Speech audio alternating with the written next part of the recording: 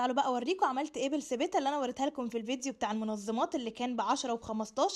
دول كانوا التلاتة الصغيرين ب15، والتلاتة الكبار دول بيبقوا عاملين 25. اما الكبير خالص ده لوحده الواحد بيبقى عامل حوالي من 20 ل 22 جنيه على حسب المكان، والصغيرين خالص اللي هو اصغر مقاس دوت التلاتة منهم بيبقوا عاملين 15. في 4 مقاسات زي ما انتوا شفتوا كده في الفيديو. من المنظم السبيته دوت شكله حلو قوي وبينفع معايا جدا في تنظيم كل حاجه، في التسريحه وكمان في اوضه الولاد وكمان في المطبخ في التلاجة.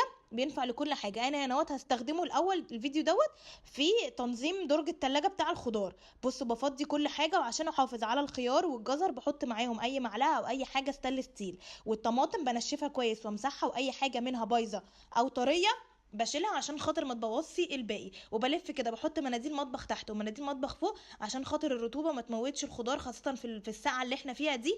اصلا هو مش بيبقى محتاج تلاجة في